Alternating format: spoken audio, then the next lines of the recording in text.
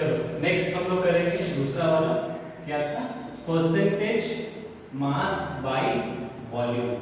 Percentage mass by volume. अच्छा, ये जो वॉल्यूम वाला पार्ट है, नीचे वाला पार्ट वॉल्यूम वाला, W बाई V ना, तो ये पार्ट किसके बारे में बताएगा? सॉल्यूशन के बारे में बताएगा। और न्यूमरेटर पार्ट किसके बारे में, न्यूमरेटर पार्ट किसके बारे में बताएगा? सॉल्यूट के बारे में। तो देख करके क्लियरली पता चल रहा है क्या? हम लोग सॉल्यूट का मास लेंगे और सॉल्यूशन का वॉल्यूम लेंगे। तो इसके लिए हम लोग क्या बोल सकते हैं? मास of solute in gram present per 100 milliliter of solution, present per 100 milliliter of solution। solution को हम लोग किस में लेंगे? वॉल्यूम में, और सॉल्यूट का मास ग्राम में लेंगे। ठीक है, तो मास of solute in gram present per 100 ml of solution। 100 क्यों पकड़ा? बिकॉज परसेंटेज लिया है। तो अकॉर्डिंगली फॉर्मूला क्या होगा परसेंटेज वेट बाय वॉल्यूम का? बताओ, मास ऑफ सॉल्यूट ग्राम में बाय, बोलो नीचे क्या होगा, वॉल्यूम ऑफ सॉल्यूशन मिलीलीटर में, है ना, मल्टीप्लाइड बाय 100, बिकॉज 100 में लेने बोला है इसलिए। ठीक है, तो वही अगर तुमको बोलता है 2%, अगर बोला 2% वेट बाय वॉल्यूम सॉल्यूशन ऐसा दिया हुआ है, इसका मतलब क्या बोलोगे? 2% weight by volume mass to volume solution का मतलब क्या बोलोगे sir? 2 gram solute will be present in बोलो 100 ml of solution। ठीक है, समझ में आया? 2% वेट बाय वॉल्यूम सॉल्यूशन मतलब 2 gram of solute is present in 100 ml of solution.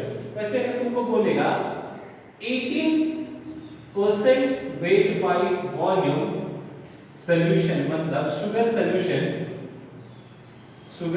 Solution का मतलब क्या बोलोगे? बोलो 18% wait by volume sugar solution मतलब क्या बोलोगे?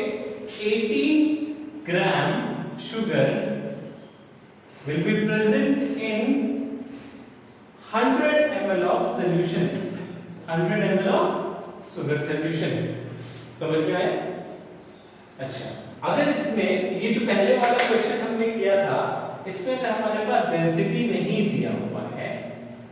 अगर डेंसिटी नहीं दिया हुआ है और इस क्वेश्चन में बोला find the strength of solution in mass to volume ratio, ऐसा क्वेश्चन दिया हुआ है, तो हम लोग क्या करेंगे?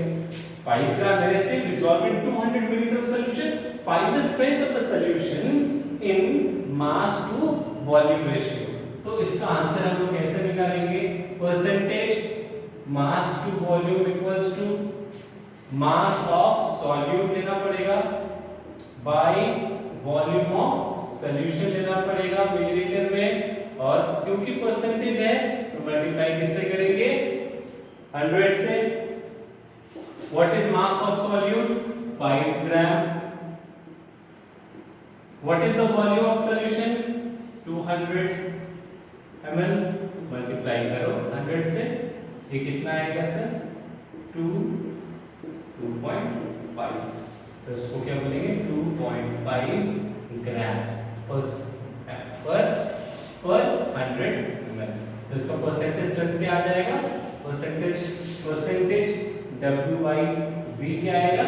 2.5 परसेंटेज W by V क्या आ जाएगा? 2.5।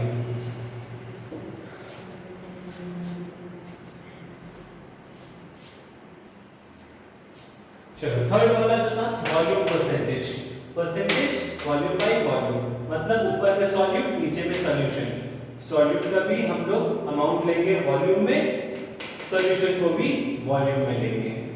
तो वॉल्यूम बाय वॉल्यूम, तो ये जो परसेंटेज है वॉल्यूम बाय वॉल्यूम, जिसको हम वॉल्यूम परसेंटेज बोलते हैं, this type of strength of solution is used for those type of solution in which is mixed in liquid. That means this type of strength is used for the solution of liquid in liquid. दूध में पानी मिला दिया, पानी में दूध मिला दिया, इस टाइप का। लिक्विड में लिक्विड के लिए हम लोग क्या करेंगे, वॉल्यूम परसेंटेज निकालेंगे।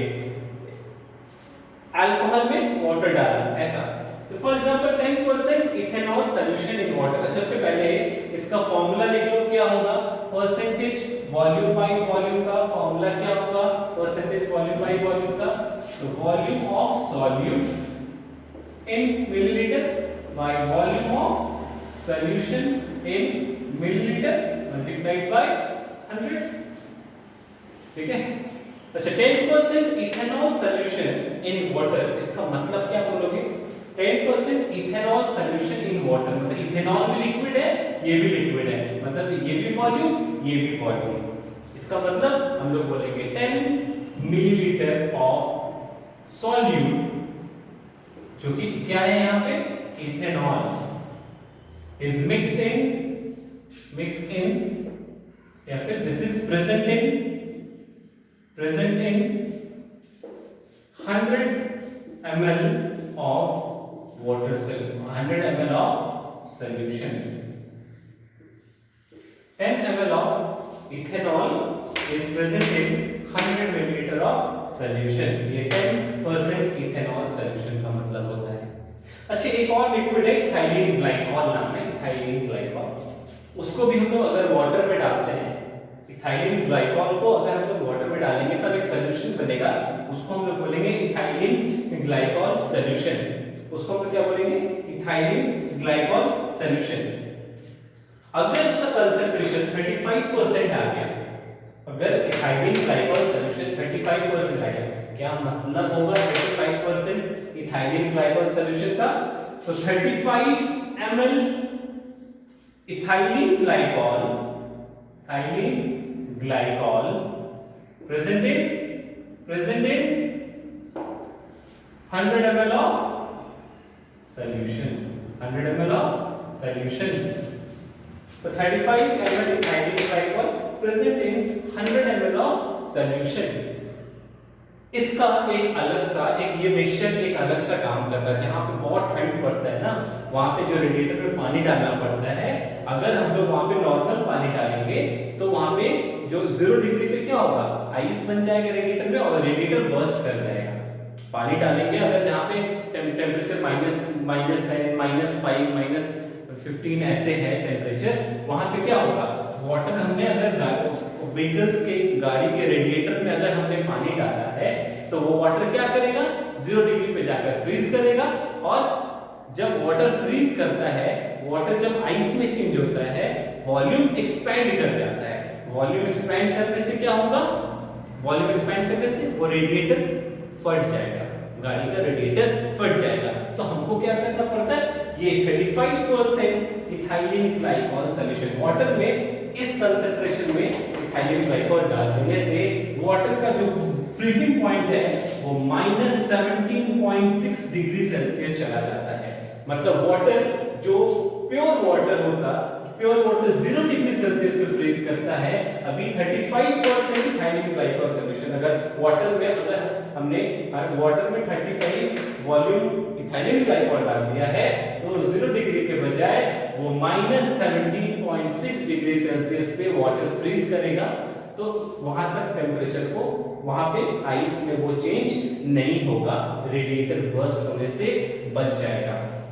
तो ये याद रखिएगा 35% इथाइलिन ग्लाइकॉल सॉल्यूशन का क्या है, एंटी फ्रीज की तरह काम करते हैं। ठीक है।